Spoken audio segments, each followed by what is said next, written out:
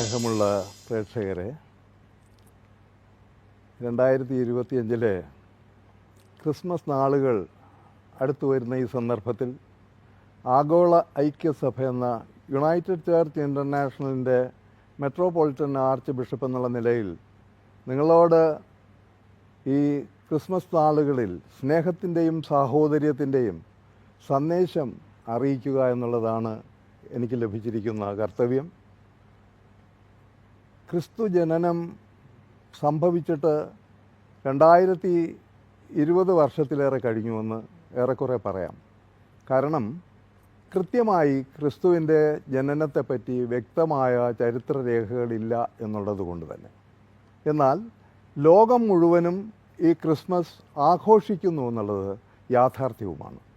ഈ യാഥാർത്ഥ്യത്തെ തമസ്കരിക്കുവാനുള്ള പരിശ്രമം നാനാഭാഗങ്ങളിൽ നിന്ന് നടക്കുന്നുവെങ്കിലും അതൊരിക്കലും വിലപ്പോകാത്തൊരു കാര്യമാണ്. കാരണം ദൈവം സ്വന്തം പുത്രനെ ഈ ലോകത്തിലേക്ക് അയച്ചതിൻ്റെ ആ ജയന്തി ആഘോഷമാണ് ഈ ക്രിസ്മസിലൂടെ നമുക്ക് ലഭിക്കുന്നത്. ക്രിസ്മസ് ആഘോഷത്തിലൂടെ നമുക്ക് ലഭിക്കുന്ന സന്തോഷവും സമാധാനവും സാഹോദര്യവും പാരസ്പര്യവുമെല്ലാം ഈ നാളുകളിൽ വളരെ ശ്രദ്ധ ആകർഷിക്കുന്ന കാര്യങ്ങളാണ്.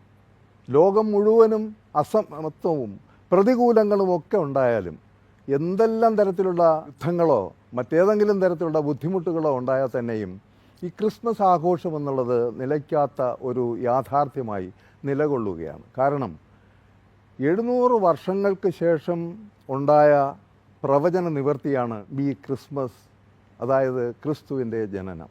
മീഖാ പ്രവാചകൻ 5-ാം അധ്യായത്തിൻ്റെ 2-ാം വാക്യത്തിൽ രേഖപ്പെടുത്തിയിരിക്കുന്ന പ്രകാരം ഒരു ഇസ്രായേലിൻ്റെ രക്ഷകനും പരിപാലകനുമായ ഒരുവൻ്റെ വരവിനെ പറ്റി അന്ന് അദ്ദേഹം പ്രവചിച്ചിരുന്നു. അദ്ദേഹത്തിൻ്റെ സമാന കാലഘട്ടത്തിൽ ജീവിച്ചിരുന്ന യെശയ്യാ പ്രവചനമൊക്കെ പ്രവചിച്ചു കൊണ്ടിരിക്കുന്ന ഒരു കാലഘട്ടമായിരുന്നു. ആ സന്ദർഭത്തിൽ യേശുവിൻ്റെ ജനനത്തെപ്പറ്റി മുൻകൂട്ടി പറയുകയും അത് സംഭവിക്കുകയും ചെയ്തത് ബത്ലഹേമിലാണ് എന്നുള്ളത് നമുക്ക് വ്യക്തമായി അറിയാവുന്ന വസ്തുതയാണ്. ബത്ലഹേം എന്ന് പറയുന്ന സ്ഥലത്ത് യേശുവിൻ്റെ അപ്പൻ എന്ന് പറയുന്ന ജോസഫ്, അദ്ദേഹത്തിൻ്റെ പിതൃപാരമ്പര്യം ഉള്ള സ്ഥലം അവിടെയാണ്.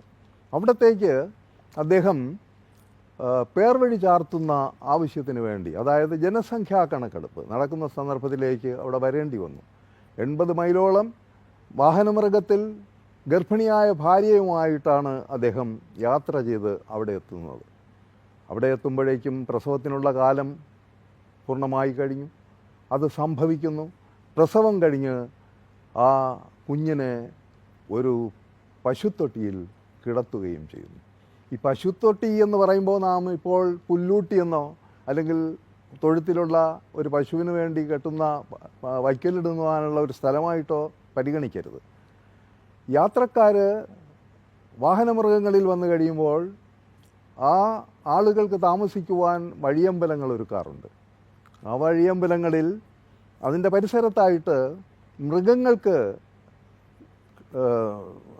കെട്ടി അവരെ സൂക്ഷിക്കുവാൻ, മൃഗങ്ങളെ കെട്ടി സൂക്ഷിക്കുവാൻ ലായങ്ങളുണ്ടാകാറുണ്ട്. ലായങ്ങളുണ്ടാകുക എന്ന് പറയുമ്പോൾ അനേക മൃഗങ്ങളുണ്ടാവും. ആ മൃഗങ്ങളെല്ലാം കെട്ടി അതിൻ്റെ നടുഭാഗത്തായിട്ട് യാത്രക്കാർ വിശ്രമിക്കുന്ന ഒരു സ്ഥലമുണ്ട്. അതിനെയാണ് പശുത്തൊട്ടി എന്ന് നാം മനസ്സിലാക്കണം. ആദ്യ കാലഘട്ടങ്ങളിൽ ബത്ലഹേമിലെ പശുത്തൊട്ടി എന്ന് പറയുമ്പോൾ ഒരു വലിയ ലായമാണ്. അവിടെ അനേക മൃഗങ്ങളുണ്ടാകും. അതിൻ്റെ മധ്യത്തിൽ യാത്രക്കാർ അവിടെ താമസിക്കുകയും വിശ്രമിക്കുകയും ചെയ്യും. അതിനിടയിലാണ് യേശുവിനെ അവിടെ കൊണ്ട് കിടത്തിയിരിക്കുന്നത്. ദൂതന്മാർ സ്വർഗത്തിൽ നിന്നും അയച്ച് ആട്ടിടയന്മാരോട് ഈ സദ്വാർത്ത ഘോഷിക്കുമ്പോൾ അവർ അത്ഭുതപ്പെടുകയാണ്. നമുക്കൊരു മകൻ ജനിച്ചിരിക്കുന്നു എന്നുള്ള സത്യം, ലോകത്തിൻ്റെ രക്ഷകനായൊരു മകൻ നമുക്ക് ലഭിച്ചിരിക്കുന്നു. എല്ലാ ആളുകളും അത്ഭുതപ്പെടുകയാണ്. ആ ആട്ടിടയന്മാരെല്ലാവരും അത്ഭുതപ്പെടുകയാണ്. കർത്താവിൻ്റെ വരവ്, കർത്താവിൻ്റെ ജനനം ബത്ലഹേമിൽ സംഭവിച്ചിരിക്കുന്നു. ദൂതന്മാർ പറഞ്ഞ വാക്കുകളെ വിശ്വസിച്ച് ആട്ടിടയന്മാർ അവിടെ ചെന്ന് ആ കുഞ്ഞിനെ നമസ്കരിച്ച്, ദൈവത്തിൻ്റെ ദൂതന്മാർ തങ്ങളോട് പറഞ്ഞ എല്ലാ കാര്യങ്ങളും ആ അമ്മ മറിയത്തോട് അവർ അറിയിക്കുകയാണ്. അതെല്ലാം അമ്മ ഹൃദയത്തിൽ സംഗ്രഹിക്കുന്നു. അവർ സന്തോഷപരവശരായി അവിടെ നിന്നും മടങ്ങിപ്പോകുന്നു. ഈ സദ്വർത്തമാനം ലോകമുള്ള കാലത്തോളം തുടർന്നുകൊണ്ടിരിക്കും. അത് സ്പ്രെഡ് ചെയ്തുകൊണ്ടിരിക്കും. രാജ്യങ്ങളിൽ യുദ്ധങ്ങളോ അസമാധാനങ്ങളോ എന്തൊക്കെ ഉണ്ടായാലും അതൊക്കെയും അതിജീവിച്ചുകൊണ്ട് ജീവിക്കുന്ന നസ്രായനായ യേശുവിൻ്റെ ജനനം ഉദ്ഘോഷിച്ചു കൊണ്ടിരിക്കുമെന്നുള്ളത് യാഥാർത്ഥ്യമാണ്. ആ സത്യത്തെ നമ്മൾ ഉൾക്കൊള്ളുമ്പോൾ നാം തമ്മിൽ പാരസ്പര്യത്തിൻ്റെ, കൊടുക്കൽ വാങ്ങലുകളുടെ, കുടുംബങ്ങളിലൂടെ ഐക്യത്തിൻ്റെ, സ്നേഹത്തിൻ്റെ, സമത്വത്തിൻ്റെയൊക്കെ സന്തുഷ്ടമായ ഒരനുഭവം നമ്മുടെ ജീവിതങ്ങളിൽ, നമ്മുടെ കുടുംബങ്ങളിൽ സംജാതമാവുകയാണ് വേണ്ടുന്നത്. ആ വലിയൊരു അനുഗ്രഹകരമായ, സ്നേഹസമ്പന്നമായ, സമൃദ്ധമായ ഒരു ക്രിസ്മസ് ഈ നാളുകളിൽ നിങ്ങൾക്കെല്ലാവർക്കും ലഭ്യമാകട്ടെ എന്ന് ആശംസിച്ചുകൊണ്ട് ഞാൻ എൻ്റെ ഈ ചെറിയ പ്രസംഗം ഇവിടെ ഉപസംഹരിക്കുന്നു.